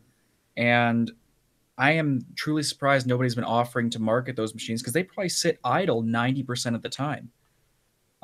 We started Calgary started thinking more about you know buying the expenses up front and leasing it out with the tool. What was it? The tool library they launched a couple of years ago here. Right. So we have a not for profit in town that you can go to, and it's called the Calgary Tool Library. And let's say you want to do flooring in your house, right? Are you going to go out and buy a brad nailer? You could. In fact, that's what my dad and I did, just because we love to have tools. But it's hard to find places that will rent you that equipment. And these guys here have a giant library of tools. That's just basically grab one and go, and they've got everything online. It's pretty impressive. That's Well, very cool. let me show you guys something here. Just going to do a screen share here, so do apologize. So all this, give you an idea. This is the old post office that I was talking about. So the top floor is all a makerspace. The second area is Wow. called the Discovery Center. The Discovery Center is mostly aimed at young kids from ages like toddlers till about like 8 or 9. On one of their walls, they have a big, huge wall, and all it is a big, huge bright light board with these big, huge pegs that you can stick in the wall. Outside of here, I don't know if guys can see my arrow. Out here is the lookout center, so you can see the river. Nothing really big. Reading room and cafe. There's an actual cafe in there, and it's all just for reading. No books in this library, though. The downstairs is the most impressive part. There's a full 2 rooms, fully isolated. Um, and what it is it's a computer in there, microphone, headsets for you to do either podcasting or do a video cast right inside there. The opposite end of the library is a full music center slash teaching room where they teach music and everything else. But what makes this That's an even amazing setup. what makes this even more interesting is inside the makerspace itself. They run like the whole library runs programs. There was a Tinkercad program, Learn Tinkercad inside outside. There is a 3D building program that's going on right now. There is also learn how to play guitar, learn how to write stories. Everything is going on in this place, and it's all year round. Now the falls, they just are starting to go into winter, and when winter comes, I'm hoping to get into the Fusion 3D program, which teaches you everything in Fusion 3D from starting to ending. You know what's funny? I'm looking at this, and you know what I'm thinking, Richard? Imagine if they put this concept in at the old Castell Central Library when they close it downtown. Yeah, the only problem with the downtown library is that it's parking, right? So it's tough to get to. It is tough to get to, but it's I also think they right should on the take line. one of those old buildings along the riverbed. They've got a few derelict buildings along the river walk there that they should fix up, and that would be amazing. Oh, could you imagine all kinds of parking around there? Could you imagine the old science center that they're turning into an art museum? Wouldn't that have been cool as a that would be makerspace? Really cool. I mean, doing a makerspace here in Calgary, especially on a level like that, I think is a must, because the makerspaces that we have here, Protospace and Fusion Fuse 33. And there's another one apparently. Oh, okay. I didn't know about the third one. Yeah, they're all still too expensive. They are, well, they're $55 a month, and then you have access to everything. But you do have to go through courses, which I think is the right way to go. You have to take a safety course so you learn how to use the equipment properly. So I think that's a definite bonus. But if you're not going to use the makerspace every month, like you're not going to make use of that $55, it is kind of expensive. Right. And what they've done, actually, I got to give Protospace credit. As much as I don't like the fact that they moved to a location that's really inconvenient for me, they got the right model. So the makerspaces here are open 24 hours a day. For the first month, you basically have to be there when someone is there. And then after a month, you have to get another member to sponsor you to say they can be there. And then you get your 24-hour access key, and you can go in any hours of the day by yourself. Mm. And that is the right way to go. And they've got a lot of equipment there. The problem is they used to be in Mackenzie Town, which was about 10 minutes from my place. I didn't have a vehicle, though, so the only route there was a hour-and-a-half bus route all the way north around the river and back down. I finally buy a vehicle, and they move to 32nd Avenue Northeast, which is like a 45-minute drive. And, I mean, for me, I don't need the equipment, but I wanted the workspace. And it's just that much more inconvenient for me to go all the way out there than it is to find another way of doing it. So I would love to see a makerspace in the South, and I'd probably pay way more than I should. The company I was looking into Calgary, this new one, it's called Makerspace. And it looks like what they're doing is they're more so leasing out spaces for different things, whether it's branding, commercial, retail, commercial, or construction. And it's not really a makerspace. It's just a very confusing term. So it's either way, makerspaces have not picked up in Calgary the way you would expect them to in any other city. Given the size of our city, we should have like 7 of them now. Yeah, I agree 100% with you on that one. Right. And I mean, I didn't realize how amazing smaller makerspaces were until I went to the Duluth Makerspace while on a business trip because I bought a bunch of Arduino hats, or what do they call them now? Shields. I bought some Arduino shields and some Raspberry Pi hats from Micro Center down in Minneapolis, and none of them had the the headers soldered on, so I couldn't play with them. So I'm like, I need a soldering iron, and I am not buying a $20 cheapo soldering iron and soldering in a hotel room. I will get thrown out. So, so I went down. I was in Duluth, and I found out they had a makerspace, and I emailed the guy, and I said, "Look, I don't have a membership. I'm not a local here. I just have to come in and do some soldering, And they had a day rate that was dropping for $5, and I only needed the soldering, but that gave me access to their whole shop, and it wasn't big, but it had everything I could have ever wanted. And that's what we need here. We need a small makerspace. It's great that ours have CNCs, resin printers, laser cutters, everything. But we just need space here. Yeah, that's our biggest problem. And, right now it's funny because we have such a abundance of space available because of the oil crash here, right? So there's tons of retail and warehouse space that could make great maker spaces, but nobody's grabbing them. It could be also how much are they charging for the rent? Because if the rent is way too high, then no one's going to jump at it. Well, here in Calgary, I know downtown you can get space for $1.50 a square foot. It's pretty low in downtown Calgary. When you get out to the industrial areas like where Spool 3D is and east of Deerfoot, it is starting to get more and more pricey because warehouse space is very valuable in Calgary. But office space is practically worthless right now. Yeah. That's interesting because I know out here to set up any type of makerspace or anywhere where they want to do the makerspace, I was told, and this is me just talking with Quartz Lab off to the side, they're telling me how much of the money they pay for it. And it's expensive to run their makerspace, but it's only because out here our land has gone stupid high. I mean, if I was to buy a place back in Toronto, just give you an idea, I'm in Cambridge, so we're like an hour away from Toronto, just give you an idea. Still, Toronto houses are around $800,000. You drive down to here, they're roughly around 700. We're sitting around, I think, the $500,000 range right now, which is still ridiculously high. But they got a small space, and they were telling me how much they're paying, and I just I just shake my head because I'm like going, that's just way too much money for the cost.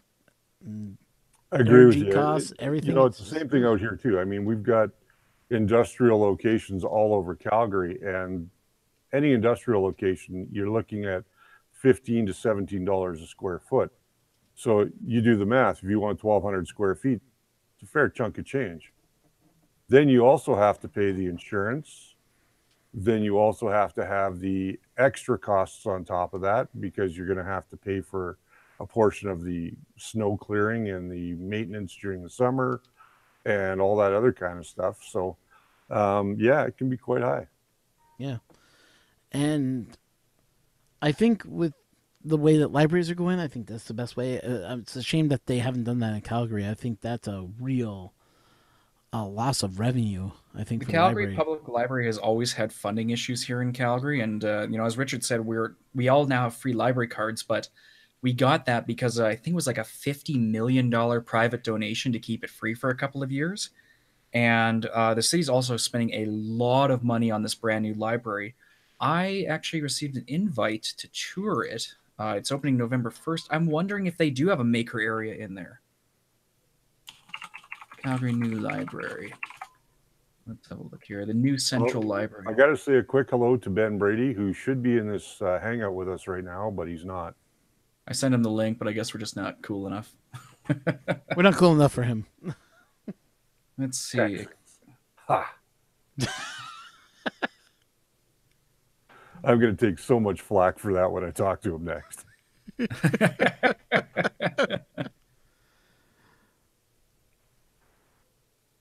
So it looks like it's... Oh! Now that's really interesting. Okay, so it's not makerspace oriented so far that I've seen, but level 3 of the new library has a what's called the Nexen Digital Commons, CNOOC, which is for Chinese National Oil Company, something or other. They sponsored it, but in the Digital Commons, they have an audio recording studio, video recording, and production studios, with a digital learning lab and the Norp Foundation Tech Connect studio. So they have an idea lab, they have job desks, teen tech lab, video conference rooms. That's what else? interesting. Yeah, this is all. So this is all in your library. Interesting. This is all in our brand new library downtown. I mean, a lot of our libraries are much more old school, so it's nice to see that they're starting to incorporate new ideas. But you know, we have a lot of literature out here, and you know, we've got systems where they all trade the books between the libraries, and everything's online, and they give you online e-reading subscriptions. So it's not like it's a terrible deal by any means. I'm just seeing what they. Oh, and they're loaning out Chromebooks. Oh, interesting. Yeah. So they're trying. It's just it's hard to comprehend with all the news out there, but making the maker community in Canada is still very, very young. Really, there's surprisingly a lack of engagement up here in Canada when compared to the United States, honestly. Even in Calgary, with a city of 1.3 million people, I can only list a handful of people involved. Hey, I see a Ben Brady down there. Hey. Yep, he made it. Welcome, Ben. Google in their crazy mobile hangout apps. You know, it leaves a bit to be desired. Hey, Ben, I wanted to ask you, you got some printers recently. Let's talk about those real quickly. Yeah, yesterday I got them. So tell us a little bit about what you got and how you got it. Okay, well, Christy found an ad on Craigslist from a guy up in Marble Falls, which is about an hour and a half drive from here. And apparently this woman's father passed away. And so they didn't know what in the hell they had. And so they were selling a Velleman K8200. There's one that's fully assembled, and then there's another one that is brand new in the box. Oh, wow. And then a bunch of filament and a 3D pen and some other filament for that. And so we went and got them. We got the whole thing, all of them, for like $350, brand new in the box. Oh, wow. What? Wow. And then a bunch of filament and a 3D pen and some other filament for that. And so we went and got them. We got the whole thing, all of them, for like $350, brand new in the box. So somebody, Hang on, Chris. I got you. Yeah, Chris, a bunch you're of looping. filament and a 3D pen and some other. Oh, there we go. Yeah, Chris is looping. I just Oh, quickly about that, unmuted Chris, but So yeah, anyhow, so I did some homework and brand new in the box from Amazon. This is a kit, and I mean a kit. I mean every single piece has to be put together. And from Amazon, it's $679. Wow. And Yeah, the thing is built. The thing is built like a rock. Let me see if I can show it to you. Let's Has that see. got a metal frame on it? Yeah, it's all metal. I've just got I just pulled it up here online. This is a nice looking unit. And the downside. Well, I don't know if it's a downside or not. It uses 3mm filament. That's the downside. Well, they do have a 1.75 millimeter extruder that you can buy for it. Gotcha. Oh, So- that's good. Yeah, the problem with 3.0 millimeter filament is it's pretty much going by the wayside. I know for us over at Spool, we don't even carry 3 anymore. We carry 2.85, which is sort of the equivalent, but we're slowly phasing that out as well. It's I've all noticed a going lot to of be people. 1.75. A lot of people are fire sailing 2.85 millimeter filament right now too. So if you want to stock up, now's your chance. Yeah, Oh, yeah, well, yeah. I mean, if you got like a if you are a user of a Lulzbot or anything like that, then you're gonna have fun because that's the only one filament it will take. Oh, right. Yeah. Yeah, because Lulzbot has will only take that, You know, this and I think there's one other printer that I'm thinking of. printer is made by a company in Belgium. And I'm telling you what, the damn thing is built like a tank. This thing is just absolutely solid. All of the corner pieces that mount, where all the extrusions come together, the intersections, they're all machined aluminum. You can even make this into a CNC machine. Wow. And so I have 2 of them, and they're practically brand new. So I hooked it up last night. I got to figure out how to take the hot end apart because it's clogged. But other than that, I mean, the thing's practically brand new. Interesting. But apparently the guy died, and they didn't know what they had. Well, here's what I'm going to suggest to you, Ben. Do a video on it. Oh, I'm going to try to, yeah. Yeah, do a video on it.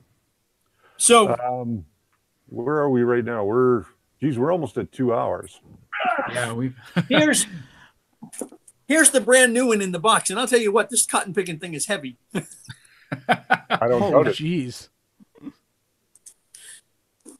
Now that thing's worth its weight in aluminum. Forget that's a printer. Yeah. Yeah. What was that? I was saying that thing's worth its weight in aluminum there. You're going to quickly become like one of those copper pickers there, just melt it down if it doesn't work. Yeah, people will start thinking I'm a meth head going around stealing copper. Yeah. That's what they do around here. They'll find an old house and they'll strip all the wiring out of it and sell it so they can get some meth. Yeah, it happened up here too. It got to the point that guys were jumping into the power stations and electrocuting themselves, pulling out the grounding wires. There's actually been a couple of fires in town. Drugs will kill you. Yeah, one way or another. Hey, Brian, tell me about this linear rail stuff that you're doing with your CR10. Oh yeah, my beast. Yeah, what would you like to know? That looks awesome. Does it work? Yeah. I'm kind of surprised it is. Richard knows me very well. I show up at Spool 3D with a stupid idea and just start buying stuff. Okay, so one day I'm just like, I saw online on Thingiverse, I saw some people trying out linear rails on their CR10, and what they were doing is getting the 12mm rails and running 2 carriages on each rail. And I noticed I had some wobble in my prints. I mean, I'm taking this CR10 right to the max height, right? So any kind of vibration shows up at that stage. But I looked into it, and I'm like, okay, everything that everyone's designed on Thingiverse is based off these 12mm rails. I go to Spool 3D, they're sold out. All right, sell me the 15s, and I'll make it work. So in hindsight, it was great, because I think I bought Derek's last 2 ones there. And I'd found a carriage on Thingiverse, because what had bothered me, there was one design for the CR10 for the 15mm rails. But the print was literally a template that you took and laid over top of the carriage underneath the bed, and you drilled new holes into it. I'm like, what sort of solution is that? Wow. So my goal was to try and make it reversible. So I found this plate that a guy developed, designed for 2 12mm carriages, and I just redid it for a single one on each side because that's what I had on hand. And I fully expected it to wobble back and forth, but it's been pretty stable. It did eventually wiggle loose, but I resolved that by putting Loctite on the bolts. It was actually the bolts coming loose, not the design. And I've been running that solid since, and I thought I was going to overheat my motor because of how much extra torque it has on there, but it's been running fine. So I think you saw I published that file to Thingiverse, and it's only a single file to print, and if it doesn't work, you can always put your wheels back on. Oh, yeah, that works. Yeah, that's the thing. So I bought a Tronxy XY from this guy down in San Antonio for $100, and you paid too much. The guy was an engineering student down there in San Antonio, and so the Tronxy has a problem with their Y axis.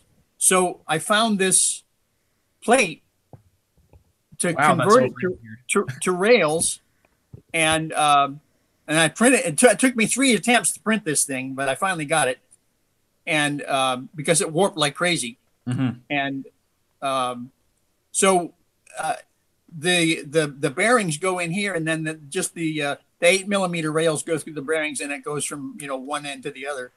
And so I'm gonna put this on. This is one of those winter projects to get this printer going. And then I have an Arduino Duo with a RADS 1.5 32-bit board. Nice. On and I currently have that on a Wanhao Duplicator i3 frame. But I'm not crazy about the frame, and so I'm going to take that board and I'm going to put it on the Tronxy with this, and then convert their Y carriage to rails. I won't lie. You might be better just to build yourself a new Core XY. But well, I was thinking about that too. Because those Tronxies are not good machines. I mean, well, this is kind of like a CR10 clone. And here's Christy. Christy's here. Hey, Christy. There's that lovely lady. Hey. So we're having all kinds of fun. I'll have plenty of projects here in the winter. Speaking of winter, you guys have had snow already. Oh, that's just our end of summer. It warmed up. What is it out here right now? I don't know. It's like 17, or it's going to 17 today. Yeah, it's warming up in there to like the low 60s, and I truly mean warming up. Well, it got cold here in Texas. Cassie. All week it's been in the 50s. So on Sunday it was 90 degrees, and then on Monday it was 53. Oh, geez, and we've been sitting in the mid 30s for a couple of weeks here. So. Okay, I am jealous right now because we are at 9 degrees Celsius right now. I'm in Ontario, of all things. I'm Southern Ontario. So yeah, I'm actually just for anybody's information, these are the polycarbonates that you want to use to replace the wheels on any kind of extrusion-based 3D printer. And you guys sell those at Spool 3D? Yep. Now, does that go over top of the existing ones, or does that come with a bearing? It doesn't come with the bearing. What you do is you pop the bearings out of the existing ones. Cool. And then you just pop a bearing in either side, and you're all set to go. Are they the same? Are they the same size bearing? Yep, exactly the same. How much is a set of those wheels? They're sold individually. Let me just look them up here for you. You said they were like $5 Canadian each. Yeah, something like that. So is that like about $3 US? Yeah, $3.50. Sorry, so these guys were talking about Troxies. This is my mammoth of a beast I gotta redo, and that's the X1. Fixed the stupid slapping carriage, but still got a lot of work to do on this thing. Ooh, yeah. Yeah, as much as I like what they do and the ideas that they come out with, it is poorly executed every damn time. What machine is that? This is the X1. Tronxy? Yes. Oh, okay. I hadn't seen one. This is a Tronxy X1. What I love about what they did with this, instead, how everybody has that, the new flexible build plate? Yeah. They actually made their flexible build plate out of, I think it's same stuff that's made out of circuit boards. Oh, phenolic. Yeah. Yeah. Yeah. And what they've done to theirs is you can pop it off and everything else, but this will only do PLA only. That's the only bad thing about it. Does that have a heated bed? No heated bed on it. That's some of the... Gotcha. So what people are doing is they're buying this and they're just modifying the living heck out of these things. But yes. Myself, I'm just going to go, I might just use this for spare parts for the Core XY. Boy, that's doesn't that their hot end look extremely like this one? Oh, it's the same thing. No, Richard. it's smaller. Yeah, smaller actually. Yeah, it's the same. Actually, it's the same thing. I've swapped parts with my Creality with it. Wow. Let's steal from everybody else. I swear to Christ, there's no new innovation in China at all. You know, I was talking with a guy last night. I was up until about 4:30 this morning, and there was a guy that was trying to flash Tim's firmware on his machine, and he's a new guy, first printer, doesn't know anything about firmware, so I helped him flash his stuff. And the funny thing was, you know, he was asking me about all of this issue with Printed Solid and Tim and everybody jumping all over Creality about the GPL. And so we were talking about the Chinese manufacturers all stealing from one another. It's like, you know, there's no honor among the Chinese companies at all. Steal from each other. Well, I think I sometimes think that they're all interconnected in one way or another too. And they may well be, absolutely, yeah. Oswald Bastable, I hope I said that right. Have any of you used OctoPrint? Let me start with yes, I have. I use it all the time. I don't use it currently, but I will be setting it up again just so that I can record the 3D prints that I'm doing on the CR10s. And that's the only thing I'll use it for, is just recording. I won't use it to operate because I find the OctoPrint or the Raspberry Pi and the Creality boards don't really like each other. Why do you say that, Richard? I do long prints on mine. I've had mine go down from time to time because of a miscommunication between the buffers. So the OctoPrint is sending way too much information for the buffer, and then it just crashes. Ah, yeah, I've had it happen myself too, where I'll be printing and it'll just go. Yeah, Ben, which version of Marlin are you running on those printers with OctoPrint? I'm running Tim's firmware. Okay. Unified firmware. That may be what it is, because I don't know if it's the latest versions of OctoPrint or the latest versions of Marlin, but something is not handshaking correctly between those, and I'm finding my prints are actually stalling to the point where if you're doing a bunch of micro line movements, it just is falling behind. Well, you know, one of the things that people are doing is they're loading up OctoPrint with too many plugins, and it's stealing all the processor time. I thought that too, but then I hooked up an i7 4th generation PC with 4 or 5 gigs of RAM dedicated to running OctoPrint in Linux, and it still happened. But Wow. what I'm hearing is it actually is a limitation in the OctoPrint runtime that if you try and print from Cura, do the same print, it'll work fine. But if you try and print it through OctoPrint, it just cannot keep up with a massive amount of micro commands being sent over there. What Pi are people using? Because I'm using a Pi 3B Plus over here, and I actually run 2 printers at the same time on it. Off the same Pi, eh? Yes. Are you printing a lot of like round stuff? I'm printing all kinds of stuff. Really? Yeah. I mean, bear in mind, it started acting up. I stopped using it about 6 months ago. So maybe it has been fixed, but given the kind of jobs I've been running, it's just been easier for me to set up an SD card and walk, you know? Yeah. Yeah, I've been having the same issue too. He says he's got good success with it too. Guys, we're up on 2 hours here. The other thing that I did was I built this power supply so that I can power the OctoPrint off the power supply on the printer using a buck converter, and the buck converter is a 5-amp buck converter. Yeah, yeah. And so there's plenty of juice there. Oh, yeah. Will this work? Okay, we're going to wrap this up, guys. We've been on for 2 hours now. Thank you, everybody, for being a part of our panel and for everybody in the chat today.